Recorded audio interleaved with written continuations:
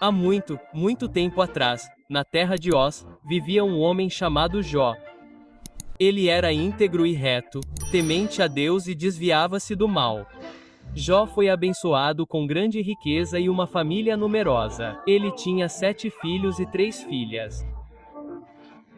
Possuía 7.000 ovelhas, 3.000 camelos, 500 bois e 500 jumentos, e tinha muitos servos. Jó era o maior homem entre todos os povos do Oriente. Seus filhos costumavam fazer festas em casa nos aniversários deles e convidavam as 3 irmãs para comer e beber com eles.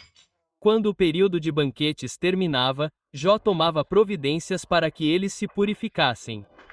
De manhã cedo, ele sacrificava um holocausto por cada um deles, pensando: talvez meus filhos tenham pecado e amaldiçoado a Deus em seus corações.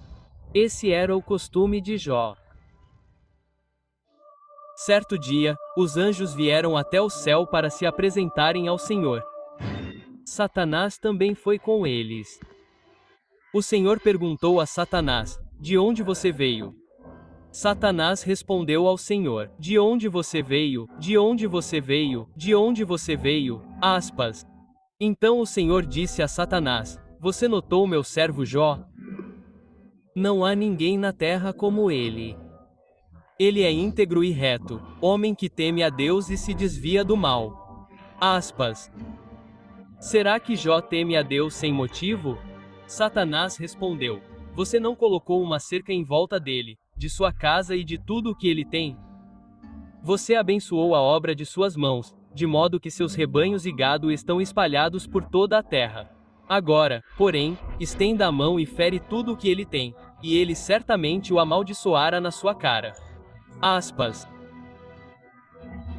Então o Senhor disse a Satanás: muito bem, tudo o que ele tem está em seu poder, mas contra ele mesmo não toque um dedo. Certo dia, enquanto Jó estava em casa, um mensageiro chegou até ele e disse: Os boieiros estavam arando e os jumentos pastavam perto dali quando, de repente, os sebianos os atacaram e os levaram embora. Eles passaram os servos à espada, e eu sou o único que escapou para lhe contar. Enquanto Jó ainda falava, outro mensageiro chegou e disse: Fogo de Deus caiu do céu e queimou as ovelhas e os servos, e eu sou o único que escapou para lhe contar. Enquanto Jó ainda falava, outro mensageiro chegou e disse: Os calaudanos formaram 3 grupos de ataque, atacaram seus camelos e os levaram embora. Eles passaram os servos à espada, e eu sou o único que escapou para lhe contar. Enquanto ele ainda falava, chegou outro mensageiro e disse: seus filhos e suas filhas estavam jantando e bebendo vinho na casa do irmão mais velho. De repente, um vento forte veio do deserto e atingiu os 4 cantos da casa. Ela desabou sobre eles, e eles morreram. Só eu escapei para lhe contar. Então Jó se levantou, rasgou as vestes e raspou a cabeça. Depois, prostrou-se por terra em sinal de adoração e disse: Nu saí do ventre de minha mãe e nu partirei. O Senhor deu, o Senhor tirou. Louvado seja o nome do Senhor. Em tudo isso Jó não pecou, acusando Deus de iniquidade. Noutro dia, os anjos vieram apresentar-se perante o Senhor. E Satanás também veio com eles para se apresentar outra vez diante dele. Então o Senhor disse a Satanás: de onde você veio? Satanás respondeu ao Senhor: de perambular por toda a terra, indo e voltando. Então o Senhor disse a Satanás: você reparou no meu servo Jó? Não há ninguém na terra como ele. Ele é íntegro e reto, teme a Deus e se desvia do mal. Ainda assim, ele mantém a sua integridade, embora vocês me tenham incitado contra ele para arruiná-lo sem motivo. Pele por pele, Satanás respondeu: um homem daria tudo o que tem pela sua própria vida. Agora, estenda a mão e golpeie a carne e os ossos dele, e ele certamente blasfemará de você na sua face. O Senhor disse a Satanás: muito bem, ele está em suas mãos, mas você deve poupar a vida dele. Então Satanás saiu da presença do Senhor e afligiu Jó com feridas terríveis, da sola dos pés ao alto da cabeça. Jó pegou um pedaço de vaso quebrado e com ele se raspou, enquanto estava sentado no meio da cinza. Sua mulher lhe disse: Você ainda mantém a sua integridade? Amaldiçoe a Deus e morra. Ele respondeu: Você está falando como uma mulher insensata. Devemos aceitar o bem de Deus e não o mal? Em tudo isso Jó não pecou no que disse.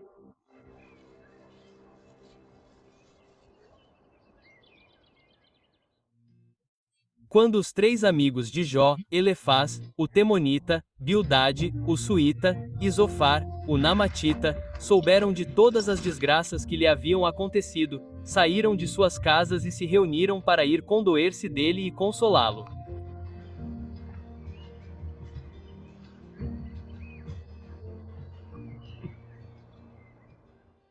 Quando o viram de longe, mal o reconheceram. Começaram a chorar em alta voz, rasgaram as suas vestes e jogaram pó sobre as suas cabeças. Então ficaram sentados no chão com ele por 7 dias e 7 noites. Ninguém lhe disse uma palavra, porque viram quão grande era o seu sofrimento. Seus amigos, aflitos com seu lamento, começaram a falar.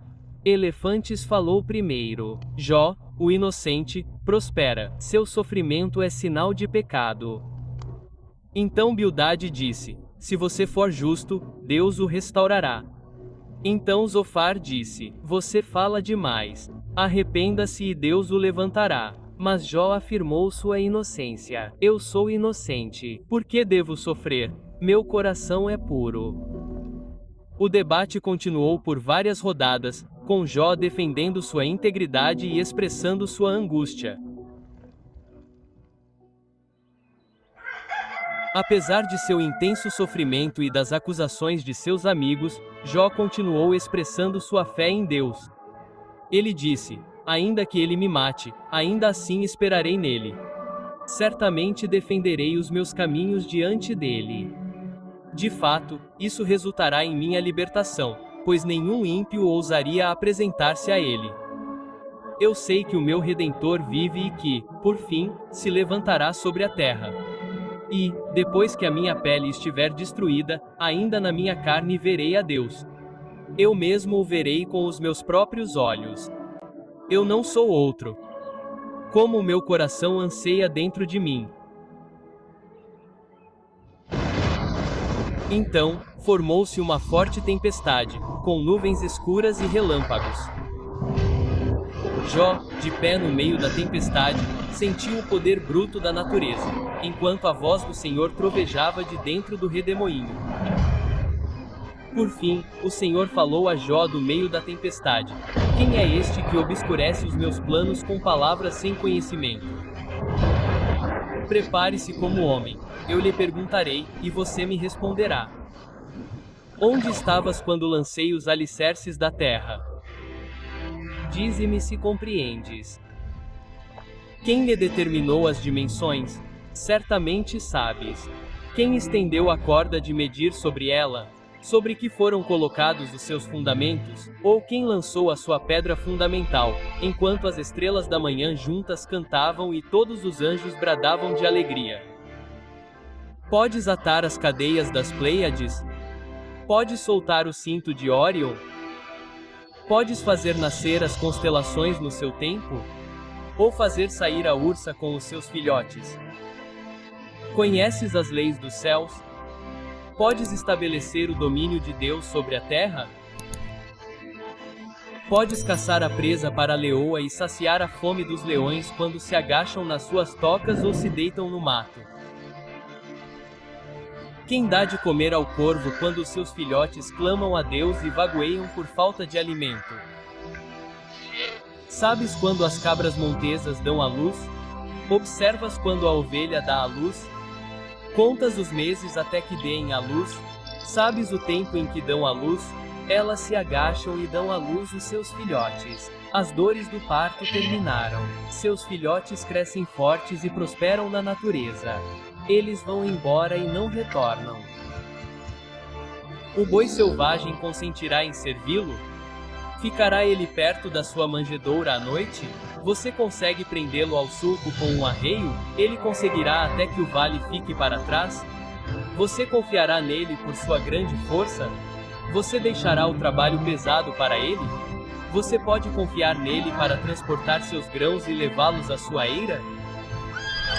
Você dá força ao cavalo ou veste seu pescoço com uma crina esvoaçante? Você o faz saltar como um gafanhoto, espalhando terror com seu bufo orgulhoso?